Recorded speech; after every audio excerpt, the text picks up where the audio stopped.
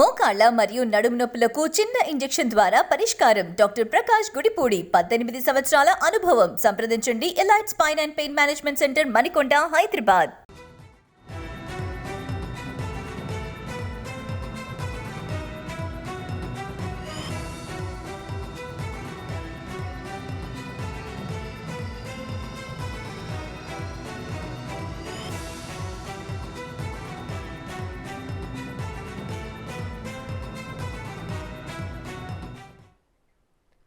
Breaking news చూస్తున్నాం. Congress MP అభ్యర్థుల కోసం దరఖాస్తుల స్వీకరణ గడువు ముగిసింది.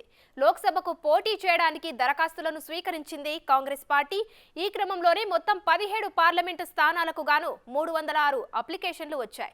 రిజర్వ్డ్ స్థానాలైన మహబూబాబాద్, నాగర్ కర్నూల్, వరంగల్, పెద్దపల్లి నియోజకవర్గాలకు అధిక సంఖ్యలో దరఖాస్తులు వచ్చాయి. ఇందులో పార్టీ నేతలతో పాటు ప్రొఫెసర్లు, ఉన్నతాధికారులు కూడా ఉండడం దరఖాస్తుల ప్రక్రియలో ఆసక్తికరంగా మారింది.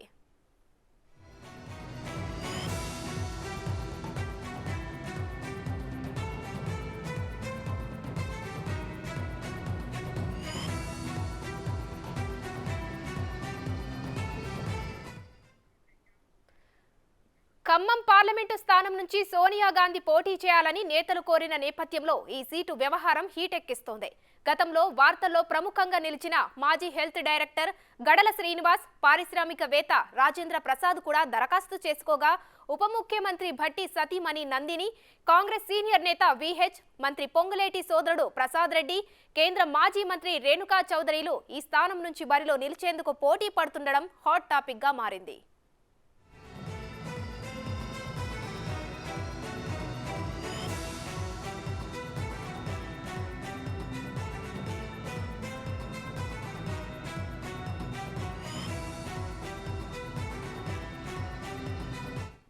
కాంగ్రెస్ ఎంపీ అభ్యర్థుల కోసం దరఖాస్తుల స్వీకరణ గడువు ముగిసింది. దీనికి సంబంధించిన ఫుల్ డీటెయిల్స్ మా ఇన్పుట్ ఎడిటర్ పవన్ లైవ్ లో అందిస్తారు. పవన్, చెప్పండి, ఇవాల్టితో కాంగ్రెస్ అభ్యర్థుల దరఖాస్తుల స్వీకరణ అయితే ముగిసింది.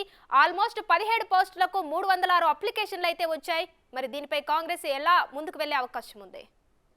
తెలంగాణ రాష్ట్రంలో ఉన్న మొత్తం 17 పార్లమెంట్ నియోజకవర్గాలకు గాను కాంగ్రెస్లో భారీ పోటీ ఏర్పడింది. దాదాపుగా 306 దరఖాస్తులు నిన్న సాయంత్రం వరకు వచ్చాయి. నిన్న ఒక్కరోజే 100కు పైగా దరఖాస్తులు అక్కడికి వచ్చాయి. పెద్ద ఎత్తున లీడర్లు అందరూ కూడా కాంగ్రెస్ పార్లమెంట్ అభ్యర్థులుగా తమ అభ్యర్థిత్వాలను పరిశీలించాలంటూ అటు కాంగ్రెస్ నేతలతో పాటు ఇతర ఉన్నతాధికారులు, వివిధ శాఖల్లో పనిచేస్తున్న ఉన్నతాధికారులు సైతం ఆ అప్లికేషన్లు పెట్టుకున్నారు. మొత్తం 306 దరఖాస్తులు వచ్చాయి. రేపటి నుంచి ఈ దరఖాస్తులన్నింటినీ కూడా స్క్రూటినీ చేస్తారు. ఒక్కొక్క నియోజకవర్గానికి 3 దరఖాస్తులు, 3 పేర్లను ఎంపిక చేసి వాటిని ఏఐసిసి పెద్దలకు పంపుతారు. ఏఐసిసి తుది నిర్ణయం ఇక్కడికి తీసుకొని ఉంది. అయితే ఇప్పటికే అటు నల్గొండ స్థానంతో పాటు ఖమ్మం పార్లమెంటు నియోజకవర్గాలకు భారీగా పోటీ ఏర్పడింది. ఖమ్మం ప్రస్తుతం హాట్ టాపిక్గా మారింది. అక్కడి నుంచి కాంగ్రెస్ అగ్రనేత సోనియా గాంధీని పోటీ చేయించాలంటూ పిసిసి తీర్మానించింది. కానీ అటు సోనియా గాంధీ పోటీ చేస్తారా లేదా అనేది పక్కన పెడితే ప్రస్తుతం అక్కడి నుంచి అనేక మంది రంగంలోకి దిగుతూ ఉన్నారు. అక్కడి నుంచి గతంలో పోటీ చేసి గెలిచిన మాజీ కేంద్ర మంత్రి రేణుకా చౌదరి మరోసారి దరఖాస్తు చేసుకున్నారు. ఇటీవలనే కాంగ్రెస్ పార్టీలో చేరి ప్రస్తుతం మంత్రిగా ఉన్న పొంగులేటి శ్రీనివాసరెడ్డి సోదరుడు అటు పొంగులేటి ప్రసాద్ రెడ్డి సైతం అక్కడి నుంచి దరఖాస్తు చేసుకున్నారు. ఉప ముఖ్యమంత్రి భట్టి విక్రమార్క సతీమణి మల్లు భట్టు నందిని, ఆమె నిన్న భారీ ర్యాలీతో, దాదాపుగా 500 కార్ల ర్యాలీతో ఆమె గాంధీ భవన్ వరకు వచ్చి ఆమె కూడా దరఖాస్తు చేసుకున్న పరిస్థితిని చూసాం. మరోపక్క అటు VBC group chairman, managing director Vankayalapati Rajendra ప్రసాద్తో పాటు మాజీ హెల్త్ డైరెక్టర్ గడల శ్రీనివాసరావు సైతం అటు ఖమ్మం పార్లమెంట్ నియోజకవర్గ అభ్యర్థిత్వాన్ని పరిశీలించాలంటూ వాళ్ళు కూడా దరఖాస్తు చేసుకున్నారు. ఇక సికింద్రాబాద్ నియోజకవర్గానికి కూడా గడల శ్రీనివాసరావు దరఖాస్తు చేసుకున్నారు. సికింద్రాబాద్ నియోజకవర్గానికి కూడా భారీ పోటీ ఏర్పడింది. మరోపక్క నల్గొండలో హాట్ టాపిక్గా మారింది. నల్గొండ సీటు పైన ఇప్పటికే మొన్న సూర్యాపేట టికెట్ ఆశించి భంగపడ్డ పటేల్ రమేష్ రెడ్డికి ఇప్పటికే అధిష్టానం ఆ సీటు పైన హామీ ఇచ్చింది. అయితే ఆయన నల్గొండ సీటుతో పాటు మల్కాజ్గిరికి కూడా దరఖాస్తు చేసుకున్నట్లుగా తెలుస్తోంది. రేవంత్ రెడ్డి పోటీ చేశారు. మల్కాజ్గిరి నుంచి ఆయన ఎంపీగా ఉన్నారు. ప్రస్తుతం ఆయన రాజీనామా చేశారు. మల్కాజ్గిరికి కూడా భారీగా ఆశావాహులు దరఖాస్తు చేసుకున్నారు. అటు సినీ నిర్మాత బండ్ల గణేష్తో పాటు మాజీ ఎమ్మెల్సీ కపిల్వాయి దిలీప్ కుమార్ ఇతరులు అందరూ కూడా దానికి దరఖాస్తు చేసుకున్నారు. ఇక రిజర్వ్డ్ స్థానాలకు సంబంధించి దానికి పెద్ద ఎత్తున అప్లికేషన్లు వస్తూ ఉన్నాయి. 4 నియోజకవర్గాలు ఉన్నాయి. అందులో 3 ఎస్సీ రిజర్వ్డ్ నియోజకవర్గాలు, ఒక ఎస్టీ రిజర్వ్డ్ నియోజకవర్గం.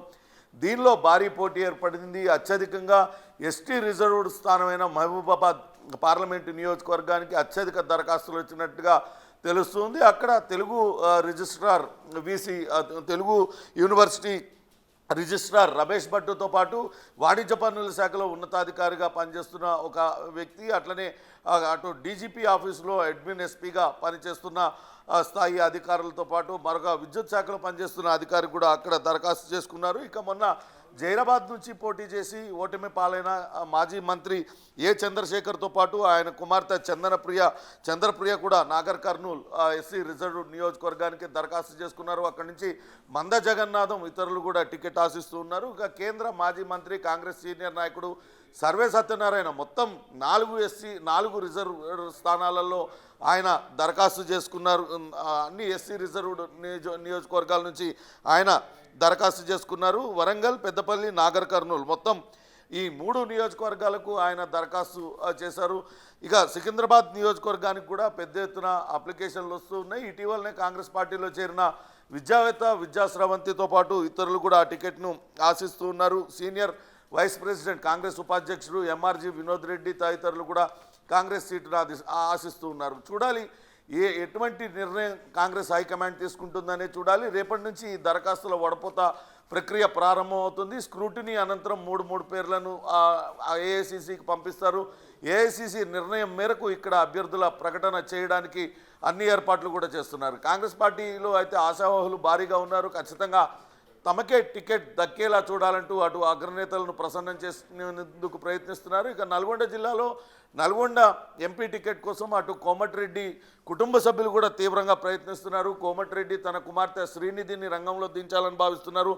అట్లనే కోమటిరెడ్డి అన్న కుమారుడు పవన్తో పాటు బంధువు చల్లూరి మురళీధర్ రెడ్డి కూడా అప్లై చేసుకున్నారు. వాళ్ళు కూడా తమ అభ్యర్థిత్వాలను పరిశీలించాలంటూ ఆ అప్లికేషన్లు పెట్టుకున్న పరిస్థితి ఉంది. పవన్, ప్రస్తుతం చూసినట్టయితే ఖమ్మం టికెట్ అయితే ప్రస్తుతం హాట్ టాపిక్ గా మారింది. అంటే సోనియా గాంధీ పోటీ చేస్తారని అనుకున్నారు. మరి ఆ పోటీ కోసం, ఆ స్థానం కోసం అయితే ప్రస్తుతం ప్రముఖ నేతలు అయితే పోటీ పడుతున్నారు. మరి దీన్ని ఎలా చూడాలి అంటారు?